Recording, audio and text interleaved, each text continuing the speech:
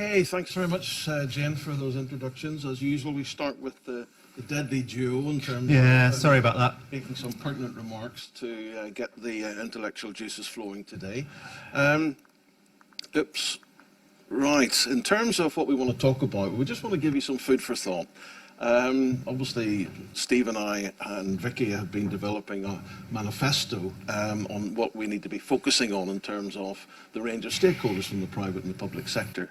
This is obviously something we developed for an election which seemed a long time ago now, and I suppose it's always going to be with us in terms of the consequences. But look, here's our 10 key points, and I think even as we move into a new era of a small business plan, in terms of the way in which we see the challenges coming through with respect to growth and productivity, this is an agenda which will be with us forever, basically. We're covering our bases. And as we move into the Enterprise Research Centre being based solely now at Warwick Business School, this is us moving into our 5th phase of a research agenda since we were set up in the start of 2013. So I think in terms of these challenges, you can see each one of them. I know of a lot of the people in the audience today, this touches on all of your agendas in terms of where you're coming from the local to the national, and indeed the international. So what we're going to be focusing on here today is simply something on exporting, something on innovation, and I'm going to be really championing the use of evidence to really understand the way in which our economy is changing, the private sector in particular. And I want to make some comments on some new research I've done on 25 years of micro-enterprises and their contribution to growth. So, without further ado, I'm going to hand over to my boss to take us through some stories on exporting and innovation. So I'm going to talk about 2 aspects of inclusivity in terms of the sort of biodemographics of individuals. And then I'm going to hand over to Mark, who's going to talk a little bit about business dynamics and business inclusion and the business demographics side of this. You'll be familiar with this chart, I imagine. So let's start with one of our key areas of focus. And one of the areas that we have in our manifesto is around the need to improve or extend the engagement of SMEs with exporting.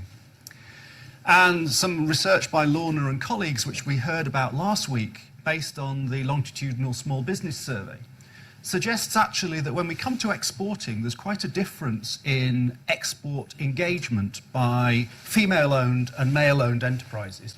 And the chart on the right here is various different categories of exporting activity.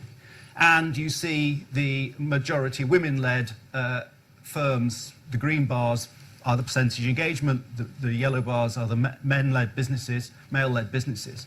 And there's a significant difference. Now, part of this difference is due to the nature of the sectors that firms are operating in. And we can explain about half the differential between female-led and male-led businesses. But even at that, if women-led businesses are less engaged than male-led businesses with exporting, and we know that exporting is positively linked to productivity, to growth, there's a disadvantage in there. So there's a question about whether we need to have some sort of targeted support to encourage women-owned businesses, particularly to get into this kind of exporting arena. And I guess that might look like various different things. It might be standard support schemes, or it might be role model campaigns or something else, which I think was one of the things that Lorna was suggesting. The research paper that lies behind this is very much is on our ERC website. So if you're interested, there's a very nice paper there by Lorna and colleagues, which you can look at later on. And we're going to hear from Lorna later on a different theme. Second thing I wanted to talk about was around innovation. Again, one of those factors that we think is very strongly linked to growth and productivity in the longer term, at least. And talk a little bit about some of the work that we've been doing using data from the Innovation State of the Nation survey, which suggests the very positive contribution that having persons with disabilities or people with disabilities in your firm's workforce can actually make to the creativity and innovation in the business. So on the right-hand side here, you see the very nice little positive red lines. More disability this way, but then increasing the probability of innovating, particularly when firms also have an R&D capability in-house. So we know that there's this positive relationship between employing persons with disabilities and innovation outcomes. Where we see a challenge is that there's some recent research by the EDI caucus for the Intellectual Property Office, which suggests the difficulty that many persons with disabilities or those with a sort of neurodiverse background have in accessing support for innovation, support for intellectual property. And so there's a real challenge here about how we actually become more inclusive in the support that we are able to offer to those who might otherwise not be able to engage in the innovation landscape. So in both these situations, in both exporting and innovation, there are challenges about the inclusivity of the kind of support that we offer, depending on the sort of biodemographics of the individuals who might be involved. And that, I hope, sets some of the agenda for some of the conversations of today. And with that, I think I'm going to hand back to my colleague. Thanks very much. And you are going to talk about this. Thanks very much, Steve. I think that what's become clear from an ERC perspective, we had a work roundtable here in the spring of 2025, and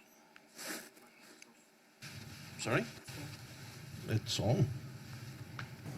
Can everybody hear me? Yes. I shall continue like this then. Okay. We had a roundtable on the importance of microenterprises back in the spring. We then have followed up a few weeks ago with a paper on microenterprises, which Rita, our colleague in the ERC, has put together. So I decided to take a look and go back to some early work I did on with a former colleague who's no longer with us, looking at the cohort of 1998 and looking at microenterprises and what happened to them. So what you see on the right-hand side, which I'll talk through in some detail later, is 25 years of tracking a cohort of microenterprises. And I think that a lot of talk about scale-ups, especially leading up to the budget, in the budget. And I think what's really noticeable, a complete absence of acknowledgement of the role that microenterprises can play in the scaling agenda. And that's really, we need to redress that as far as I'm concerned. So we revisited the work on our 1998 cohort. We ran it out to 2023. And we can reveal that of that starting cohort of 250,000 businesses, there's about 16,000 which survived those 25 years.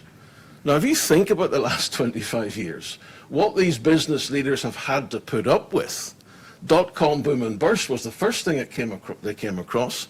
Then we had the great financial crash. Then we had the Brexit referendum. Then we had leaving. Then we had the pandemic. And then we had war in Europe, war in the Middle East, and God knows what else.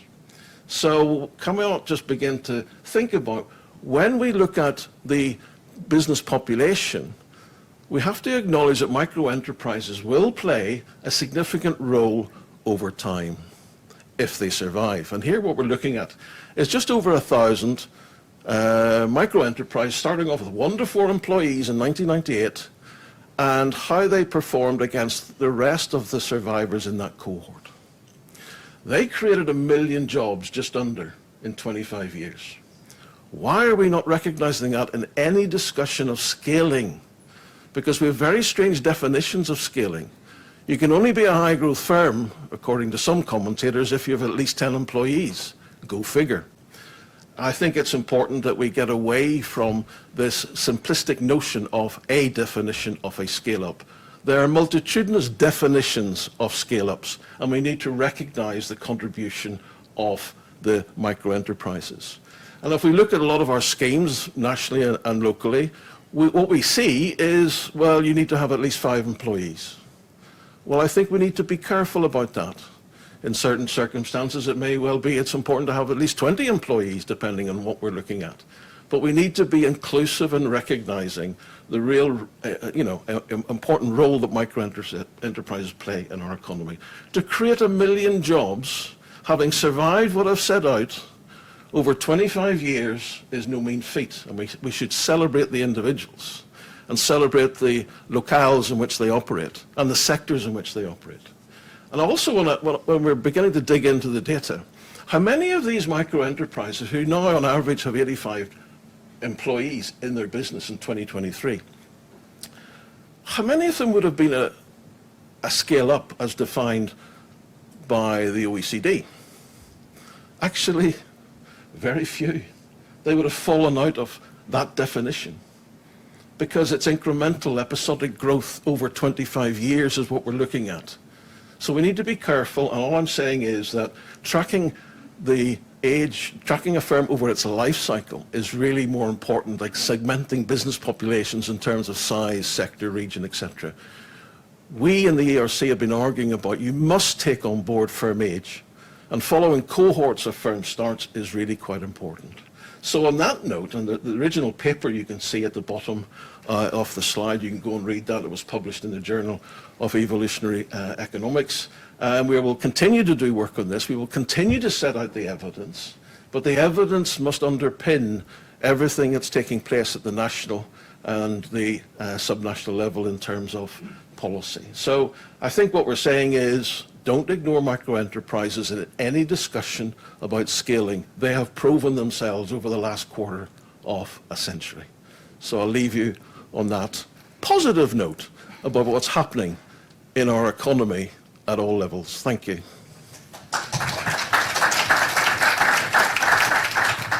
Okay, we do have time for one or two questions. Emma. Oh, sorry, I need to explain the microphones. So this is, if you ever wanted to feel what it was like to be in the European Parliament, now is your opportunity. So yeah, press the button. There we go. Should that go green? Oh, lovely. Emma Jones, Small Business Commissioner. Delighted to hear what you just said, Professor Hart. Question on the 16,000 out of 250,000. Is that what you expected? So that's what, about 8% that have survived? And do you think it would be worth doing a comparative with how many scale-ups? So if you'd measured scale-ups 25 years ago, how many of those would still be in the good shape that you mentioned that the micros are? Thank you. Very good question. As always, Emma, I think the key point is when we did some, not recent work, on how many of the OECD high-growth firms survive, 40% had disappeared from the economy within 10 years. So, you know, what are we backing here? When we see this figure, 44,000 bandied about, hitting the headlines in the national press this week, we have to recognize that, you know, that's a very dynamic population which changes every year. Sometimes it's less, sometimes it's more. To simply say we need more of these misunderstands the way in which the private sector works. So we're saying that not that we shouldn't pay attention to them, not that they're not important. We can demonstrate that they're important, as previous research has shown in terms of innovation and exporting. But they alone will not move the dial on where we need to be in this economy. So it's about recognizing that the million jobs that we've identified in just one cohort of survivors, just one cohort, and we'll present all of the cohorts as we move into this research and get it published. It's really important to recognize that. And as I say, how many of them would be defined as a scale-up by that OECD definition? Very few. And then we've got to recognize there's another agenda about productivity. We know that the OECD definition of a scale-up, about defined in terms of jobs and turnover, has very little association with productivity gains. So we need to be very careful. We need multitudinous metrics on the scaling process. Scaling is important, of course it is, but let's not get hung up. It's about being inclusive and recognizing where the scaling comes from. I think we'll just have time for one more question, so I think you were first up with your hand. Stu Anderson from Cornwall and the Arts City Grade Club. I suppose it's quite maybe a question, but I totally agree with what you're saying about microfirms. I think Cornwall has been frustrated for a long time about the approach to microfirms because that's predominantly what we have, the necessity, entrepreneurship, and all the rest of it. And I think what we've seen is the talk kind of almost ignored the scale-up stuff, if you like, because we've found it. Dangerous is the wrong word, but we find that the talk of scale-up tends to affect the ecosystem in a really negative way. So I suppose, is there any evidence, or kind of is there any work, if you like, that you've done on how that, how the communications to an ecosystem can actually affect business growth in that way. Because we see that quite often with, micro business kind of saying, well, I'm not a scale up, so I'm lesser, I'm not in that sexy cohort, if you like. Is there any evidence, or has there been any work on that? As far as I'm concerned, it's a story I hear regularly in terms of the way in which businesses tend to disengage from the business support ecosystem because of that. They see they're excluded. Oh, well, I've got 4 employees, I'm not allowed to play. So I think that's why I'm saying we need to be careful about the narrative. In terms of the evidence, not really very solid evidence, except the sort of conversations that we have across the piece with various actors in the local ecosystems. But I know, Maunder, you might touch on something like that in terms of how we can see ways in which you get disaffected business leaders because of the narrative that's built in regions and cities.